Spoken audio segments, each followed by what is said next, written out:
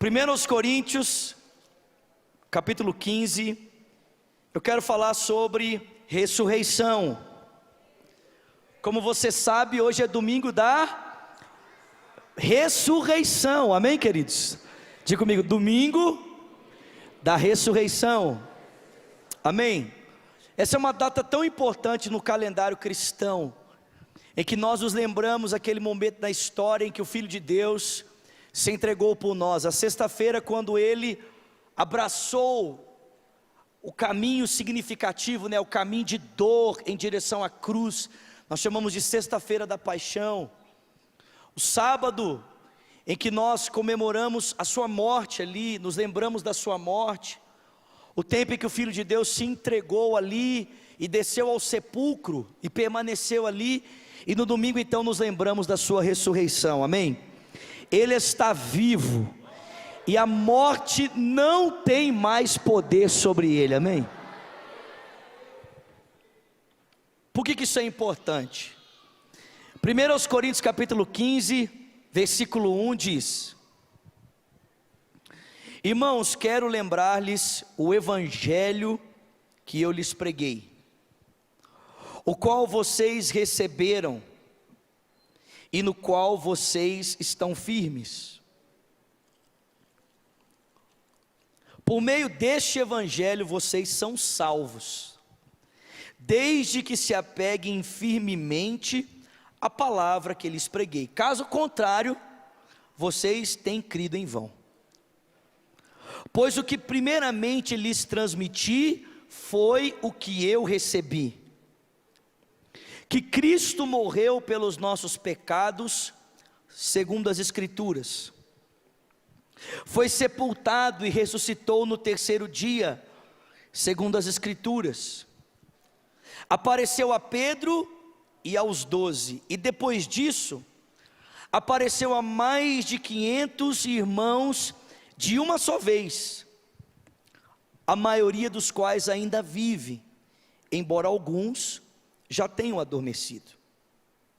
Depois apareceu a Tiago e então a todos os apóstolos, e depois destes apareceu também a mim, como a um que nasceu fora do tempo, porque sou o menor dos apóstolos, e nem sequer mereço ser chamado apóstolo, diz o apóstolo Paulo aqui, porque persegui a igreja de Deus, mas pela graça de Deus sou o que sou, e sua graça para comigo não foi inútil, antes trabalhei mais do que todos eles, contudo não eu, mas a graça de Deus comigo. Portanto, quer tenha sido eu, quer tenham sido eles, isto é o que pregamos, e é isto que vocês creram. Ora, se está sendo pregado que Cristo ressuscitou dentre os mortos, como alguns de vocês estão dizendo que não existe ressurreição dos mortos? Se não há ressurreição, nem Cristo ressuscitou. E se Cristo não ressuscitou, é inútil a nossa pregação, como também é inútil a fé que vocês têm. Mais do que isso, seremos considerados como falsas testemunhas de Deus, pois contra Ele testemunhamos que ressuscitou a Cristo dentre os mortos. Mas, se de fato os mortos não ressuscitam, Ele também não ressuscitou a Cristo. Pois se os mortos não ressuscitam, nem mesmo Cristo ressuscitou. E se Ele não ressuscitou, é inútil a nossa fé. A fé que vocês têm é inútil, e vocês ainda estão em seus pecados. Neste caso, também aqueles que dormiram em Cristo estão perdidos. Se é somente para esta vida que nós temos esperança em Cristo, somos de todos os homens os mais dignos de compaixão. Mas de fato, Cristo ressuscitou dentre os mortos, sendo Ele as primícias dentre aqueles que dormiram. Visto que a morte veio por meio de um homem, também a ressurreição dos mortos veio por meio de um só homem, Cristo.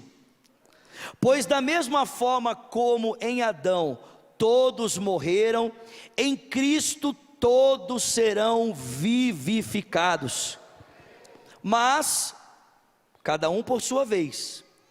Cristo o primeiro, depois quando ele vier aqueles que lhe pertencem.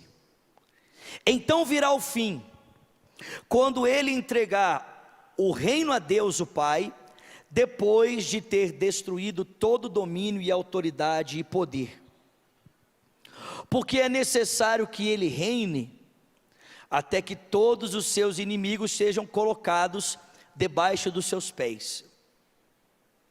E o último inimigo a ser destruído é a morte, porque ele tudo sujeitou debaixo dos seus pés. Ora, quando se diz que tudo está sujeito, fica claro que isso não inclui o próprio Deus, que a tudo submeteu a Cristo.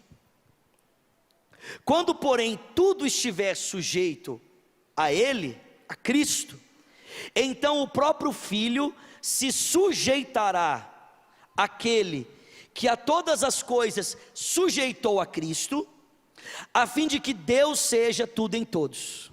Aleluia. Se não há ressurreição, que farão aqueles que se batizam pelos mortos? Se absolutamente os mortos não ressuscitam, por que estamos nos expondo a perigos o tempo todo? Todos os dias enfrento a morte, irmãos. E isso digo pelo orgulho que tenho de vocês em Cristo, o nosso Senhor. Se foi por meras razões humanas que lutei contra feras em Éfeso, o que ganhei com isso? Se os mortos não ressuscitam, comamos e bebamos, porque amanhã morreremos. Não se deixem enganar. As más companhias corrompem os bons costumes. Como justos, recuperem o bom senso e parem de pecar, pois alguns há que, não tendo o conhecimento de Deus, dizem essas coisas, e digo isso para a vergonha de vocês. Senhor, obrigado por esse tempo tão especial, por nos atrair para esse lugar essa noite. Deus, muito obrigado por preparar esse tempo, Senhor, para nos assentarmos à sua mesa e experimentarmos da graça do Senhor, Deus, para as nossas vidas. Pai, eu oro para que nesse momento, por meio da sua palavra, o Senhor nos ensine a como viver de maneira a exaltar e a glorificar o teu nome, Senhor. Queremos aprender com o Senhor, por isso pedimos a ajuda do teu Espírito, para que ele abra os nossos olhos, ouvidos, o nosso coração e o incline na direção da sua voz. Oramos agradecidos em o nome de Jesus, e quem crê diga amém. Irmãos, antes de nós falarmos sobre as implicações que a ressurreição tem para a minha vida e para a sua vida, esse assunto é muito importante para a nossa fé. Quantos assistiram o filme do Lee Strobel, Em Defesa de Cristo? Quem assistiu aqui? Quem não assistiu? Meu Deus! Mas eu tenho certeza que Netflix você assiste. Que Vikings você está assistindo, né? O Mecanismo você já acabou a primeira temporada, né? Assiste esse filme, amém, querido? Amém? Em Defesa de Cristo.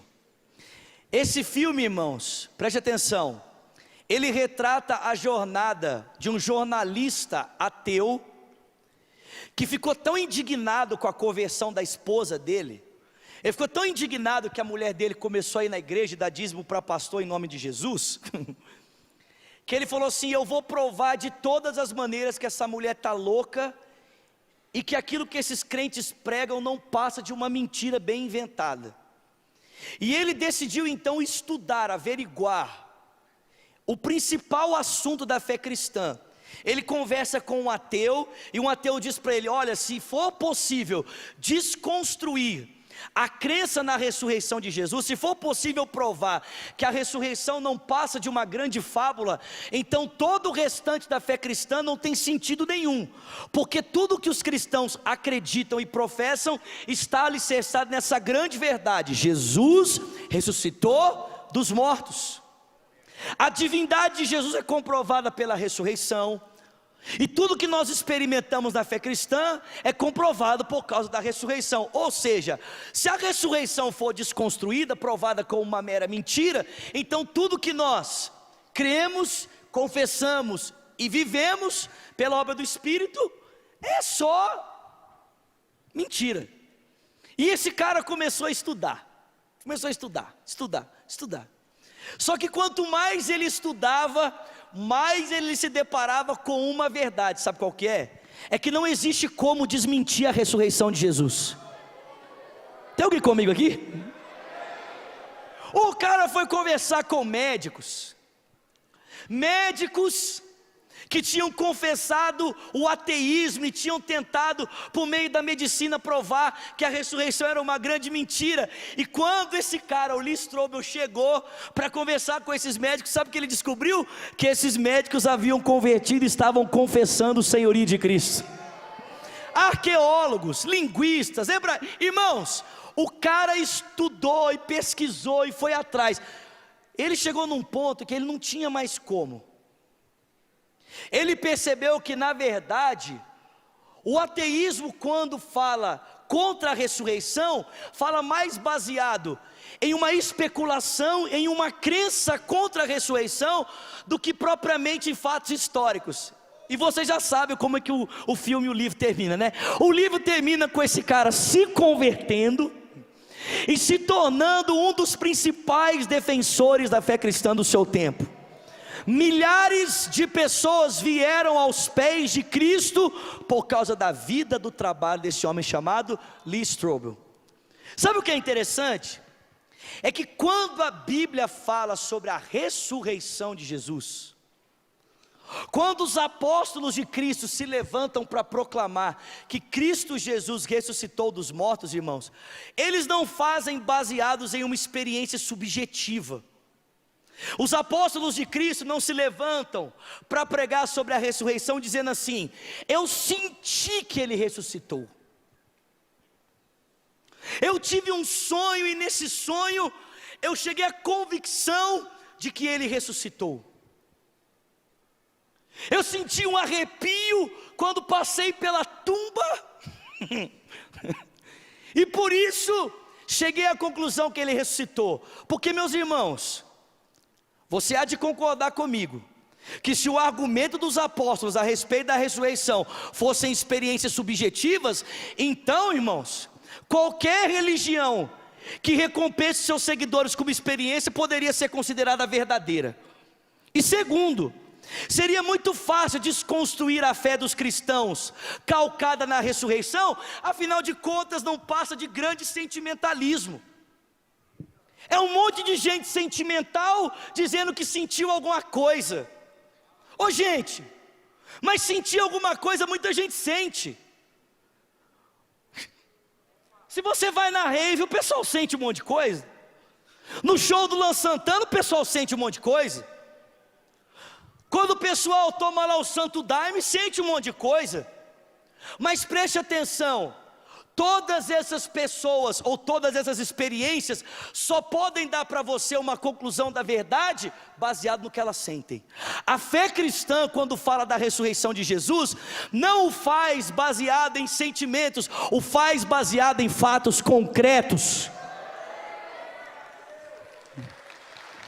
Existem provas históricas incontestáveis que confirmam que Jesus ressuscitou dentre os mortos. O livro de Atos começa assim, Lucas falando para Teófilo: olha, Teófilo, no meu último relato eu comecei a escrever para você tudo que Jesus começou a fazer e a ensinar, depois que ele, ressuscitou dentre os mortos, e apareceu aos seus discípulos com provas incontestáveis da sua ressurreição. Então perceba, querido, quando nós afirmamos que Jesus ressuscitou, a gente não está fazendo isso porque sentiu alguma coisa. Existem provas concretas que embasam a nossa convicção. A gente não está crendo numa fábula, num conto da carochinha. Isso aqui não é folclore, isso aqui é verdade absoluta. E é exatamente isso que o Paulo pretende nos mostrar na introdução desse capítulo 15 de 1 Coríntios. Que existem provas incontestáveis de que Cristo ressuscitou. Por quê? Porque parece que havia na igreja de Corinto algumas pessoas que estavam dizendo que não havia ressurreição. Então o Paulo já quer calar o argumento contra a ressurreição de Cristo, apontando para os fatos históricos que confirmam que ele ressuscitou. O túmulo está vazio. Os apóstolos viram, 500 pessoas viram, homens, mulheres, todos viram o Senhor. Existem mais de 2000 anos de história que toda a ciência controversa ao cristianismo tenta desmerecer e comprovar que Jesus ressurreto é uma grande fábula. Já não existe mais dúvida quanto à existência de Cristo. Hoje um cientista que fala que a possibilidade de Jesus não ter existido, ele é ridicularizado. Porque Jesus, quanto personagem histórico, é indiscutível. Agora é indiscutível também o fato que ele ressuscitou. Ressuscitou. Provas indiscutíveis. Aliás, você deve saber, se você gosta de Netflix, gosta de filme, né? Gente, eu comecei, só abrindo um parênteses aqui, eu comecei a assistir o seriado Mecanismo. Irmãos, dá vontade de chorar, irmãos. É uma tristeza.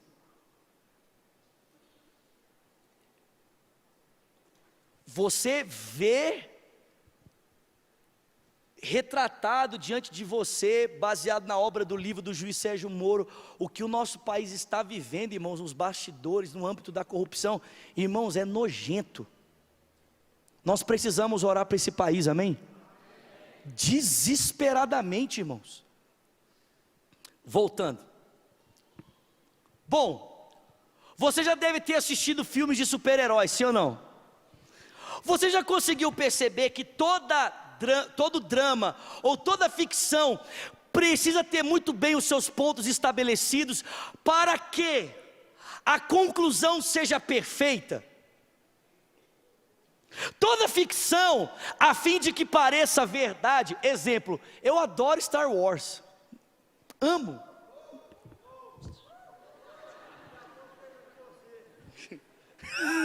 Que a força esteja com você. O Richard hoje postou um tweet para mim, me chamou de pequeno padawan. Mas a fim de que você se sinta dentro da realidade, a trama precisa ser muito bem construída. Não podem existir pontos falhos para que você tenha a sensação de que aquilo que você está assistindo é real.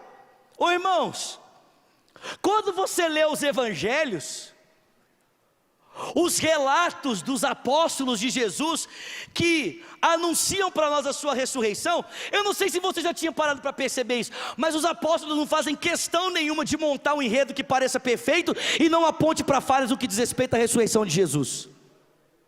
Exemplo, os escritores dos evangelhos vão dizer para mim e para você que as primeiras pessoas que viram Jesus ressuscitado, sabe quem foram?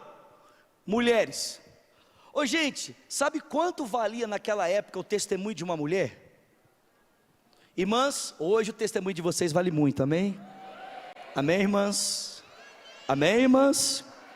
Nada contra, amém? Amamos vocês, glória a Deus, sejam bem-vindas, amém? Antes que eu saia daqui apedrejado. Mas naquela época o testemunho de uma mulher não valia nada. Sabe como uma mulher era vista naquela sociedade? Como histérica, faladora, inventando conversa.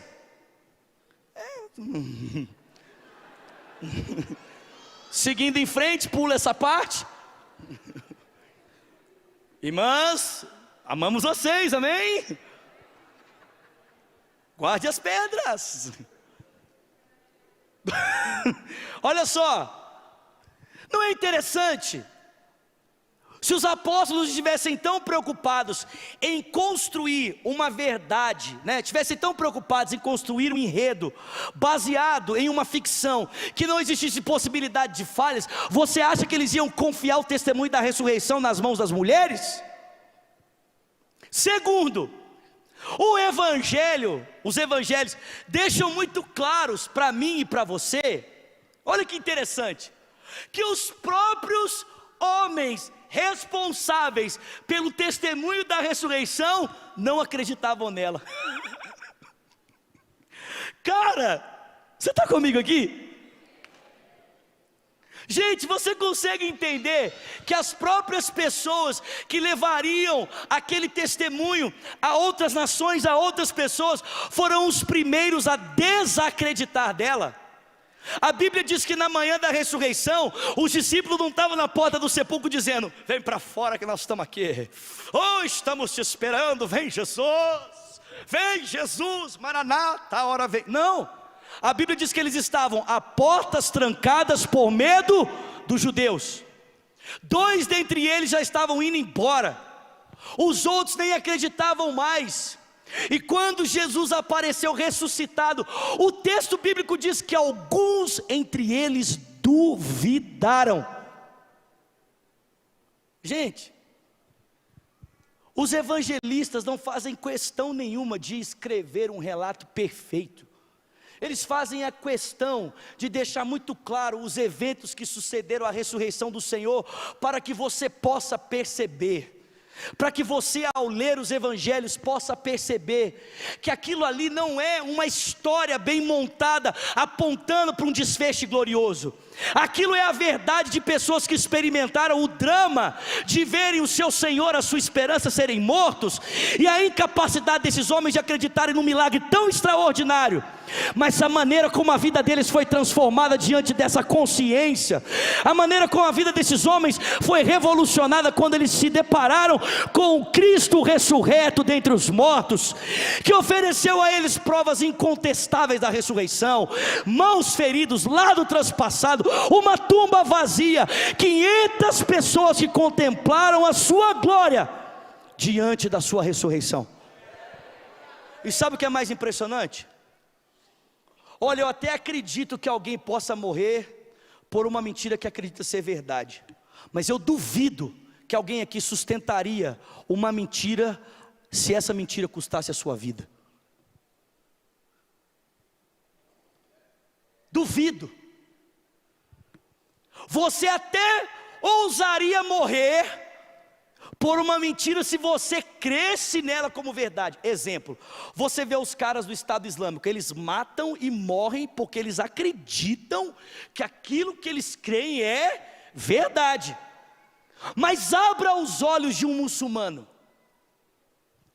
e deixe claro para ele que a sua fé está baseada numa especulação, no conto de um homem que se deparou com um anjo e que escreveu um livro por causa dessa experiência, e está pautando a vida de milhares de pessoas no mundo inteiro, baseado numa experiência. Que loucura! Você abre os olhos dessas pessoas. Gente, existem centenas, milhares de muçulmanos que estão sendo tirados nesse exato momento do cativeiro da mentira, sendo transportados para a verdade, a fim de que eles possam andar na luz. E você acha que esses caras, quando isso acontece, querem morrer pela fé que um dia eles achavam que era verdade e agora eles têm consciência que é mentira? Agora, será que uma pessoa seria capaz de sustentar o testemunho do martírio baseado em mentiras? Você já deve ter visto vários filmes, que quando o pessoal quer arrancar a verdade de uma pessoa, o que é que faz? Tortura. E chega um determinado momento no nível da tortura que não tem jeito. O instinto de sobrevivência da pessoa, o próprio inconsciente, começa a colocar para fora a verdade pelo desejo da sobrevivência. Só que aqueles apóstolos, irmãos,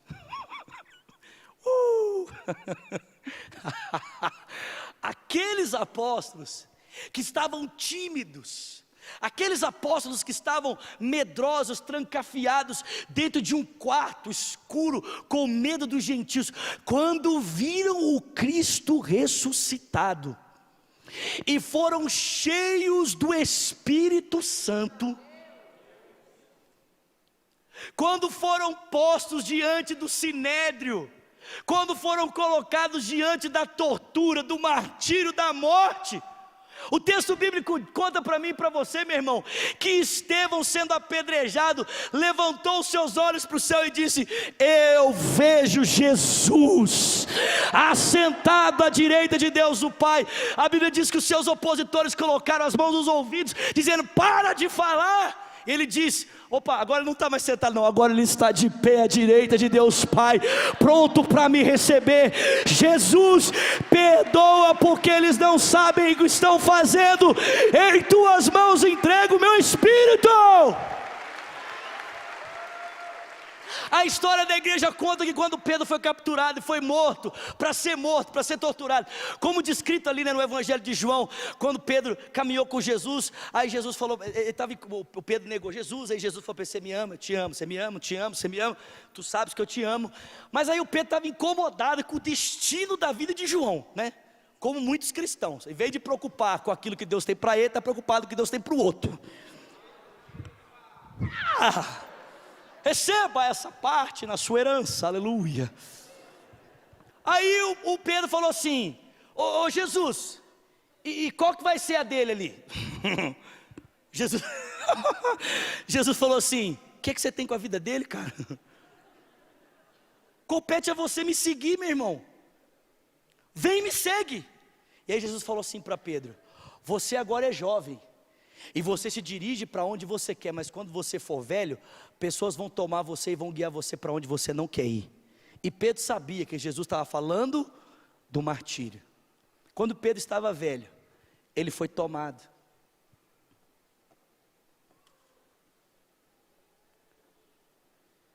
E conta a história da igreja que quando ele foi interrogado e pressionado para negar o Senhor, Pedro falou assim: ô gente, não dá, não tem condição, vocês podem fazer o que vocês quiserem, eu estou com ele, ó, hashtag fechado para sempre. Eu não sou um crente Nutella, estou fora. O pessoal falou assim: você é de Jesus então você é de Jesus, sou de Jesus, então você vai morrer que nem ele, crucificado. Deixa o Batman, gente, ele vem para o culto de vez em quando porque está tentando se converter, né? Mas ele anda muito em trevas. Olha para mim aqui, morcego não morre, não vira vampiro, amém? Se virar nós vamos te repreender em nome do Cordeiro. Olha para mim aqui, olha para mim. Tem gente assim, ó, né? Gente, ô gente, o morcego é cego, gente. Fica tranquilo, tá tudo bem, amém? Deixa o Batman lá. Olha para mim aqui.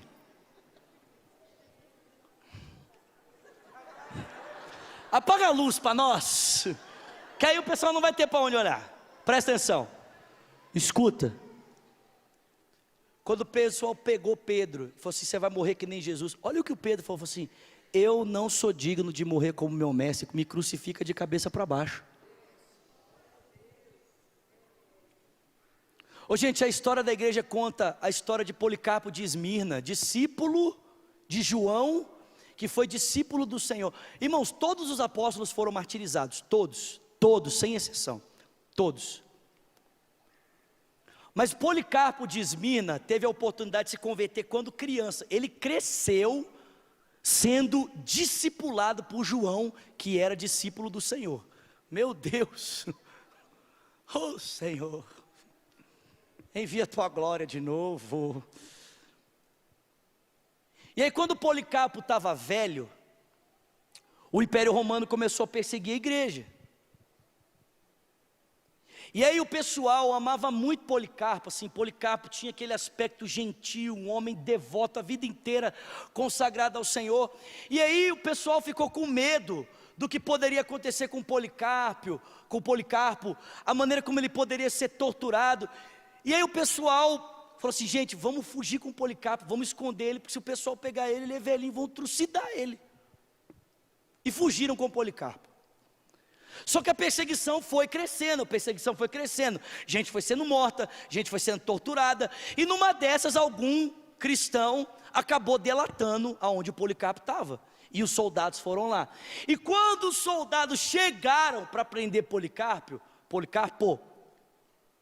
a história da igreja conta que ele estava esperando os soldados, com uma mesa pronta, um café pronto. Chamou os soldados para entrar e falou assim: podem entrar, gente, senta aqui na mesa, eu preparei essa refeição para vocês. Ô gente, vocês estão comigo aqui? O cara sabia que ia morrer, sabia que aqueles soldados estavam ali para levá-lo para o martírio, e ele preparou um café para eles, e pediu àqueles homens 3 horas, para que ele pudesse orar. Entrou no quarto, fechou a porta e começou a orar. Depois de 3 horas, Policarpo saiu e disse: já estou pronto. E foi. Quando chegaram em Roma, levaram ele para as arenas, para uma das arenas, e começaram a interrogar ele: velho, nega Jesus, velho, nega Jesus. Aí o Policarpo disse: como é que eu vou negar Jesus? Ele foi tão bom para a minha vida toda, porque eu negaria agora na morte? Ele foi bom para mim durante toda uma vida, agora na morte vou negá-lo? Velho, se você não negar, nós vamos te torturar, velho, eu vou te lançar nas chamas. O Policarpo orou para o imperador e falou assim: você acha que eu temo esse fogo? Você acha que eu temo essas chamas?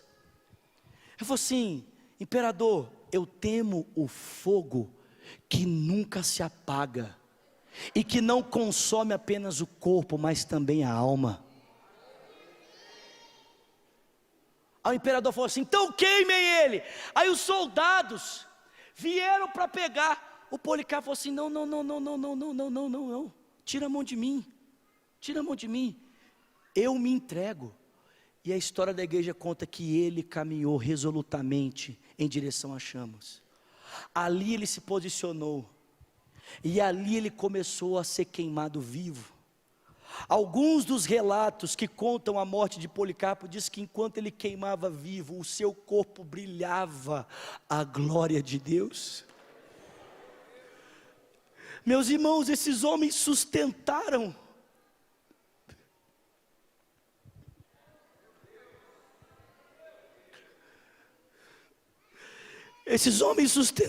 o testemunho da ressurreição de Cristo, não com bons argumentos históricos apenas, não com bons argumentos teológicos apenas. Esses homens sustentaram o testemunho da ressurreição, não apontando para provas incontestáveis. Esses homens, eles confirmaram, sustentaram o testemunho da ressurreição com a própria vida, queridos. Eles morreram para que o mundo da sua época soubesse que Jesus ressuscitou dos mortos. Posso pregar mais? Já deu a hora, posso pregar mais? Alguém precisa sair? Sua hora é agora. Posso seguir? Mas o que aconteceria se Jesus não tivesse ressuscitado? Hoje de manhã, a Lagoinha Paquetá, a igreja que eu estou pastoreando, junto com a Lagoinha Mineirão, nós decidimos fazer a celebração da manhã juntos, a celebração da Páscoa, tomamos a ceia juntos. Foi um tempo tão gostoso, eu trouxe a palavra ali, uma breve reflexão. E nós tivemos um musical, uma apresentação ali que levava exatamente esse tema. E se Jesus não tivesse ressuscitado? Bom, Paulo diz algumas coisas aqui se a ressurreição não tivesse acontecido.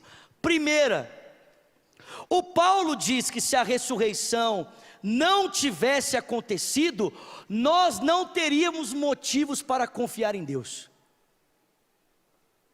Como é que você poderia confiar no amor de Deus por você, na graça e na misericórdia, se você não tivesse consciência e convicção da ressurreição de Jesus? Paulo diz que sem a ressurreição não existe base, não existe provas, não existe fundamento para mim e para você confiarmos no amor de Deus, confiarmos em Deus, porque tudo que nós temos na história para nos apoiar e nos agarrar, a convicção que respalda a certeza que Deus nos ama e deseja reconciliar-nos com Ele, está no sacrifício e na ressurreição. Segundo, irmãos, Paulo diz que sem ressurreição, a gente é um monte de falsos testemunhos. A gente é um monte de gente iludida, ou um monte de gente comprometida em iludir outras pessoas. Gente que confabulou uma ideia e a estruturou de uma maneira tão plausível, com o único objetivo: arrancar dinheiro dos outros ou levar as pessoas ao engano. Sem ressurreição, a gente é um monte de mentiroso. Estamos apenas acreditando em fábulas, ideias, invenções humanas, que foram bem construídas a fim de enganar as pessoas, ou para que elas sejam mal orientadas, ou para que o dinheiro delas seja extorquido, que é o que a pessoa aí fala a respeito da gente. Terceiro, se a ressurreição não existiu, nós não temos perdão para os nossos pecados. Se Jesus não ressuscitou, isso significa que o sacrifício dele na cruz foi em vão.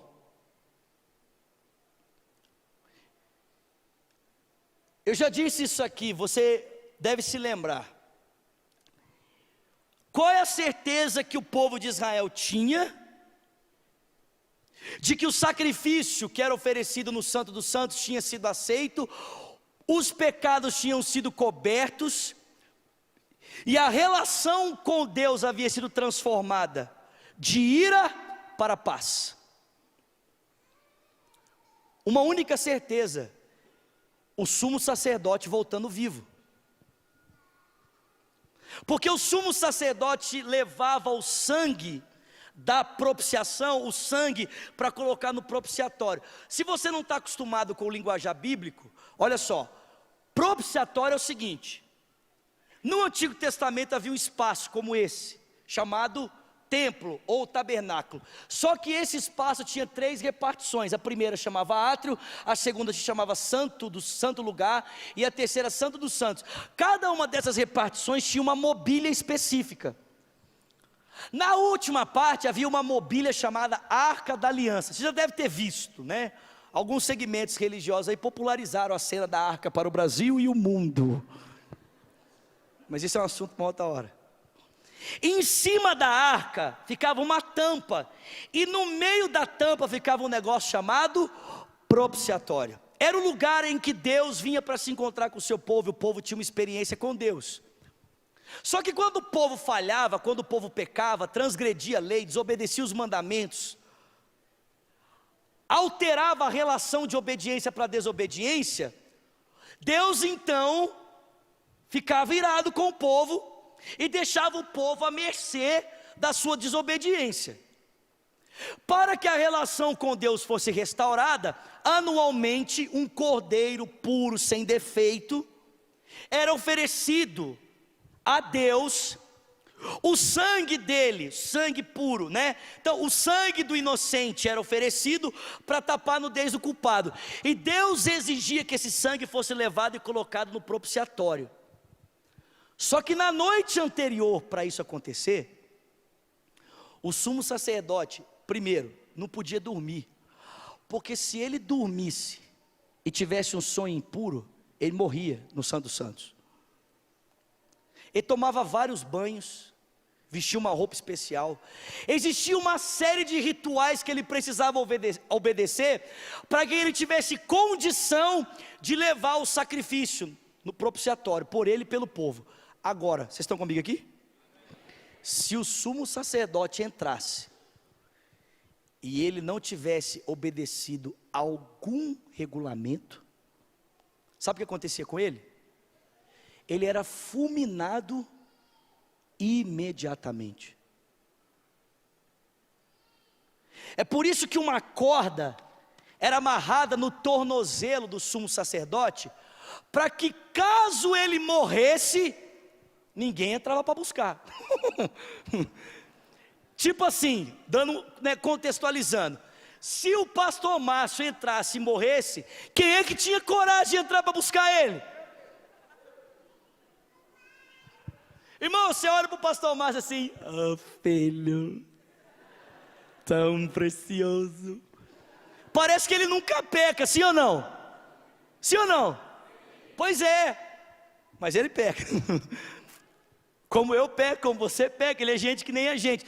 Mas a gente tem a impressão de que ele é um homem assim, diferente de nós, muito mais santo, né? Quer dizer, se ele que é o maior santo de todos falhar, e eu? Então o pessoal puxava o sumo sacerdote. Agora, se o sumo sacerdote entrasse, oferecesse o sacrifício e voltasse andando, o pessoal comemorava, celebrava. Sabe por quê? Porque o sacerdote, o sumo sacerdote voltar vivo, era a certeza de que Deus recebeu o sacrifício. Os pecados estão cobertos e agora nós temos paz. E é por isso que o pessoal sentava na mesa para comer a refeição pacífica, ou refeição da paz. Você consegue entender que a certeza que nós temos de que os nossos pecados foram perdoados é que alguém deixou a sepultura? Como é que eu e você podemos ter certeza de que Jesus Cristo de Nazaré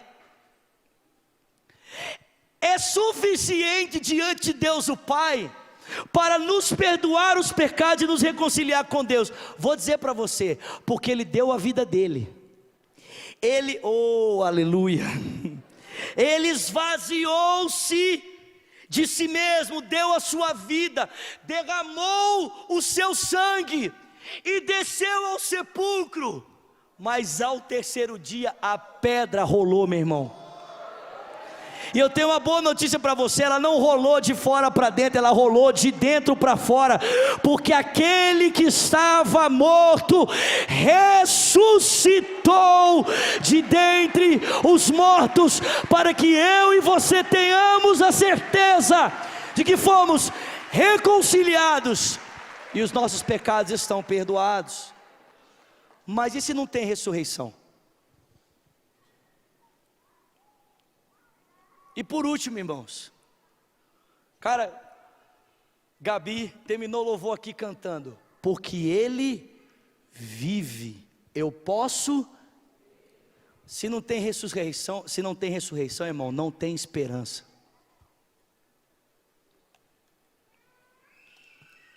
Eu não sei se você já parou para pensar nisso, mas a única visão de mundo, a única cosmovisão de mundo que pode dar verdadeira esperança para o indivíduo é a cosmovisão cristã. Porque o ateísmo não pode dar esperança. Que esperança que o ateu vai dar para alguém diante da morte? Para o ateu não existe espírito, não existe alma, não existe vida eterna, não existe nada para o ateu. O ateu é o seguinte: morreu, morreu.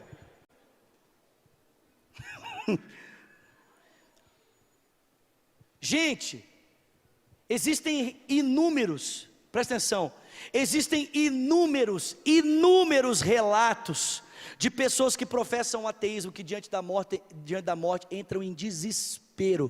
Por quê? Porque não tem esperança.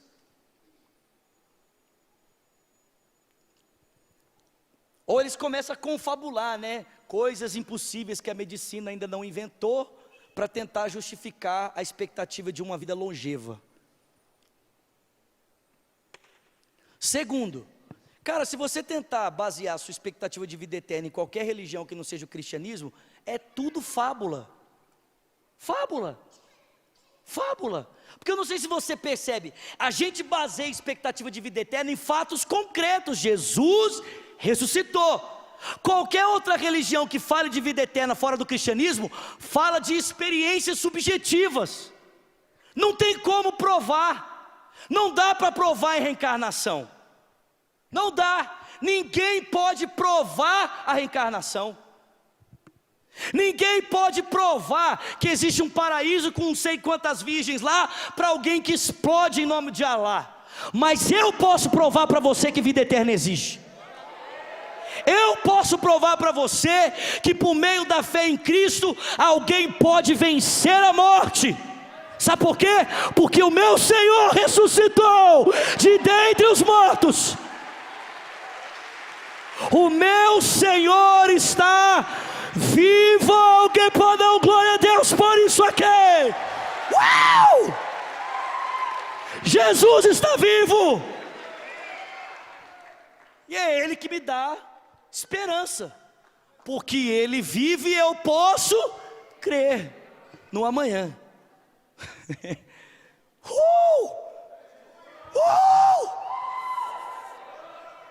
Cara, a expectativa da ressurreição, irmãos, deveria nos levar a ser mais ousados, mais intrépidos, mais corajosos. A gente é o povo que marcha nessa terra com uma clara convicção. Sabe qual que é a convicção? Que no dia da morte de Cristo foi o dia da morte da morte. E a gente às vezes se porta de uma forma tão tímida, como se toda a expectativa de vida que eu e você pudéssemos experimentar seja baseada apenas nessa vida que nós temos. Deixa eu dizer uma coisa para você, meu irmão. Essa vida aqui, querido, é só um ensaio. Se fosse você, viveria essa vida de tal forma que ela apontasse para a vida real que você vai experimentar. A vida eterna, que não vai dar para a gente ler aqui na segunda parte do texto, que é uma vida no corpo, gente. Em nome de Jesus, não pense na ressurreição em termos fantasmagóricos, seremos almas penadas, cantando com os anjos, né? Filma logo, pô. Pronto, beleza. Não. Cara, você consegue entender que assim como Jesus ressuscitou no corpo, gente, isso aqui é muito bonito. Quando Moisés foi libertar o povo de Israel na Páscoa, o faraó falou para ele assim: chega, Moisés, para com esse negócio, vou deixar vocês ir, mas só um bocadinho, vai só os homens. O Moisés falou assim: nós vamos sair todo mundo, não vai ficar nada aqui. Não vai ficar mulher, não vai ficar criança, não vai ficar animal. Gente, o Moisés foi tão ousado que ele falou assim: não vai ficar nem uma unha. Você consegue entender, meu irmão, que quando Deus construiu o caminho para a nossa libertação, para a nossa salvação, gente, Jesus não deixou nada para trás. Ele ressuscitou, pegou o corpo dele no sepulcro e falou assim: estou dentro. Ele ressuscitou em corpo. Ele não era uma alma penada, um espírito desencarnado. Ele ressuscitou no seu corpo. Como assim, pastor? Que loucura! Como é que vai ser isso? O Paulo diz: insensato. Será que você não percebe? Quando você semeia uma semente, Você semeia aquilo que haverá de ser? Claro que não. Você semeia semente, ela morre e se torna algo totalmente diferente, apesar do que ela se torna estar diretamente ligado àquilo que a semente é. Paulo diz: assim será a ressurreição. Semeia-se corpo natural, colhe-se corpo espiritual.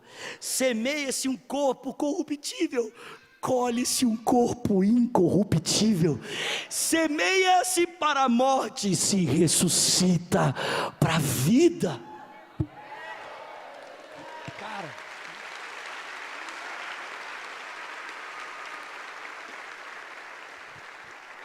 aleluia. Sem ressurreição não há esperança. Sem ressurreição, Paulo diz, nós somos os mais indignos entre os homens. Paulo diz: sem ressurreição, comamos e bebamos, porque o dia se vai. Ou seja, se Jesus ressuscitou, meu filho, vai para a balada, pega todo mundo que você puder pegar, cheira tudo que você puder cheirar, bebe tudo que você puder beber, entre em coma alcoólico, porque a vida não tem sentido, não tem propósito, não tem significado, não tem objetivo, não tem realidade concreta. Sem ressurreição, vai viver baseado no prazer, vai viver para ganhar dinheiro, né? Se não tem ressurreição, então trabalha que nem louco, trabalha, para você ganhar dinheiro, para você comprar um carro bem bonito, para você ficar desfilando para os outros, que não tem nada a ver com a sua vida, sabe? Para ficar se mostrando para gente que não se importa com quem você é, só com aquilo que você tem. Para vestir uma roupa, para mostrar para os outros uma coisa que você só é por fora, que você não tem nada por dentro. Faz isso. Paulo está dizendo: cara, se Jesus não ressuscitou, tenta ser famoso, manda sua foto seminua para sair no Big Brother, posta uma foto para ter 200 likes lá, porque você está expondo o seu corpo da maneira como você não deveria, porque não tem mais conteúdo do que o seu corpo pode produzir. Se não tem ressurreição, então vamos viver a vida fútil desse mundo. Essa vida fútil, construída em valores fúteis. Mergulha no academicismo, enche a sua cabeça de um monte de conhecimento, que vai levar você a ter várias perguntas que não tem resposta. Entra em confusão, faz que nem Salomão, estuda tudo, bebe tudo, pega todo mundo, curte a vida e termina dizendo: foi tudo vaidade, tudo sem sentido, tudo vazio. Mas Paulo está dizendo: a vida tem sentido, ela tem um propósito, ela caminha para um lugar. Uau! Ela está caminhando em direção ao lugar. A vida não é um ciclo, não é um movimento cíclico de coisas que acontecem. Não, a vida é um advento que caminha em direção reta, um movimento retilíneo. Ela está caminhando para algum lugar. Será que você percebe que o texto bíblico mostra para mim e para você que existe um começo, existe um meio, mas também existe um fim? A Escritura aponta para mim e para você a volta do Cordeiro de Deus, meu irmão. Aleluia!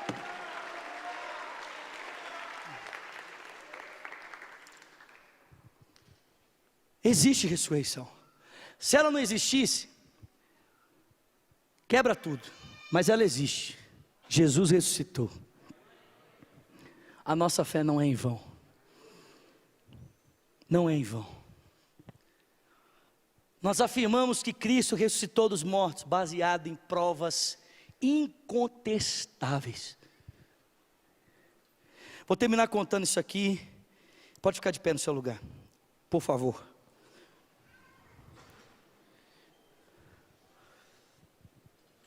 Tem alguém comigo aqui? Gente, não fica ofendido comigo não, amém? Às vezes eu fico meio empolgado assim, mas eu sou bonzinho, sou tranquilo. Olha só, tem um teólogo norte-americano, bem conhecido para quem estuda teologia, principalmente quem estuda teologia reformada, chama D.A. Carson. E esse cara teve um dia a infelicidade, olha isso, Pensa na ironia do destino. Um teólogo americano teve a infelicidade de ver a filha dele se apaixonar por um ateu.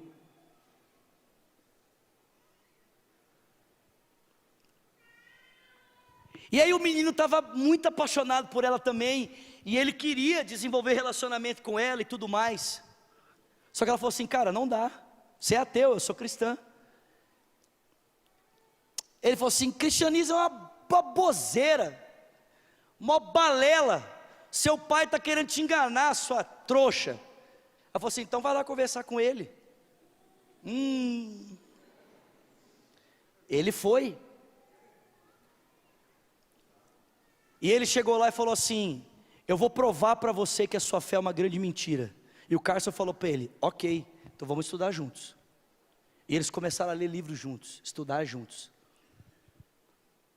O Carson começou a dar alguns livros para aquele menino ler, falou assim: lê esse livro.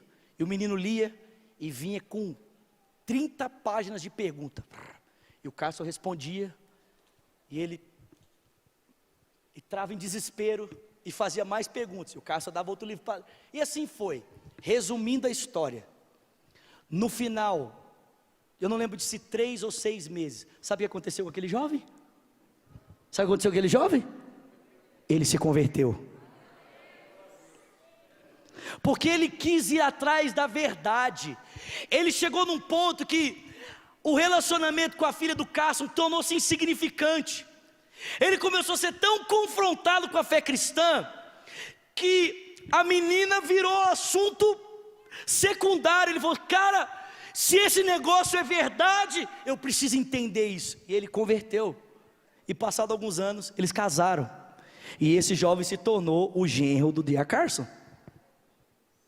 Meu irmão, você pode escolher não arcar com as responsabilidades do cristianismo, tentando alegar a inexistência de Deus. Você pode tentar assim: não pode ser bem assim. Você pode fazer isso. Mas se você realmente decidir, falar assim: não, eu quero a verdade, eu estou interessado na verdade, porque eu quero basear minha vida na verdade, você vai se deparar com Jesus. Porque não tem jeito. Amém, irmãos? Feche os seus olhos. Obrigado por vocês terem ficado, amém? Feche os seus olhos, por favor, ore comigo dizendo: Senhor Jesus, nessa noite, eu quero reconhecer que Tu és o único Senhor e suficiente Salvador.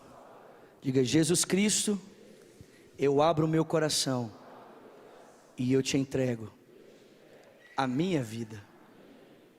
Ore também dizendo: e eu, Jesus, que um dia andei nos teus caminhos, mas eu me afastei, eu me desviei. Diga: hoje, arrependido, eu volto, porque eu sei que o Senhor me recebe. Com seus olhos fechados, suas 2 mãos sobre o seu coração, por favor. Existe alguém aqui que foi tocado pela palavra de Deus, seja através da música ou da pregação, e fez essa oração dizendo: eu quero entregar minha vida para Jesus. Ou você sabe que está afastado e sabe que tem que voltar para os caminhos do Senhor hoje. Eu não queria que você fosse embora sem eu orar por você, sem você tomar uma decisão de voltar para Jesus Cristo. Se nessa noite você orou dizendo: eu entrego a minha vida a Cristo, eu quero voltar para Jesus, e você quer receber essa oração, você quer que eu ore com você, sai do seu lugar e vem aqui à frente, por favor. Pode vir, tem uma vida já aqui na frente. Glória a Deus, glória a Deus. Lucas está aqui na frente. Tem mais uma jovem chegando aqui. Existe mais alguém? Sai do seu lugar e vem. Isso, pode vir. Vem, tem mais um pequeno aqui. Vamos aplaudir forte, gente. Tem mais gente vindo. Pode vir, queridos. Porque Ele vive, posso crer no amanhã, porque Ele vive. Cante. Temor. Se você está aí na galeria ou aqui embaixo, sai do seu lugar e vem. Mas eu bem sei, eu sei que a minha vida está nas mãos do meu Jesus, que vive está. Vamos lá, os crentes cantem. Porque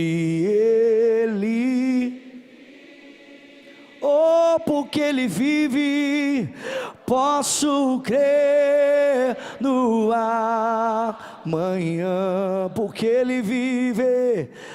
Vou falar com você que está em casa, enquanto o pessoal canta, o pessoal vem chegando para frente. Olha eu aqui na grua, aí, beleza?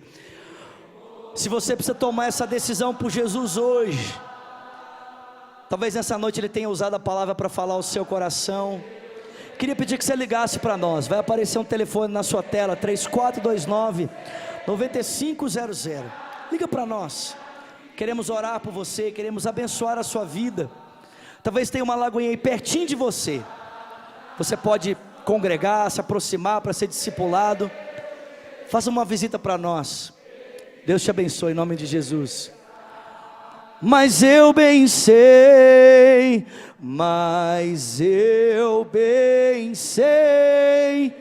eu sei que a minha vida está nas mãos do meu Jesus.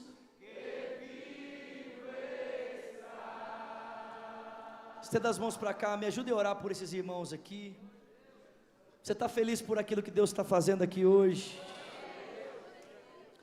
Me ajudem a orar, orem comigo dizendo: Senhor Jesus, muito obrigado por essas vidas que vêm, Senhor, ao teu altar para se entregarem ao Senhor.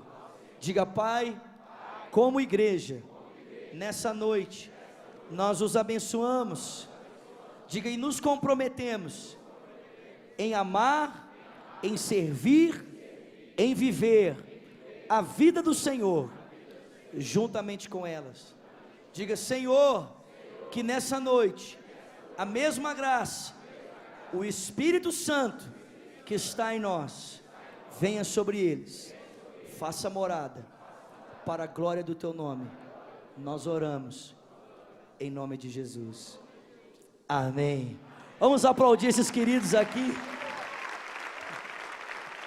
Valeu, Lucas, glória a Deus. Olha só, se vocês permitirem, a gente queria anotar o nome de vocês, telefone, pode ser? É bem rapidinho, 2 minutinhos, o pessoal de colete vai me ajudar, então vai ser muito rápido, tá bom? Eles vão levar vocês para uma sala aqui, à minha esquerda, à sua direita. E assim que terminar lá, vocês podem voltar, se precisarem de oração, nós vamos estar aqui, tem outros pastores aqui, amém? Vamos aplaudir o Senhor pela vida desses queridos irmãos, por favor. Aplauda forte aí, igreja.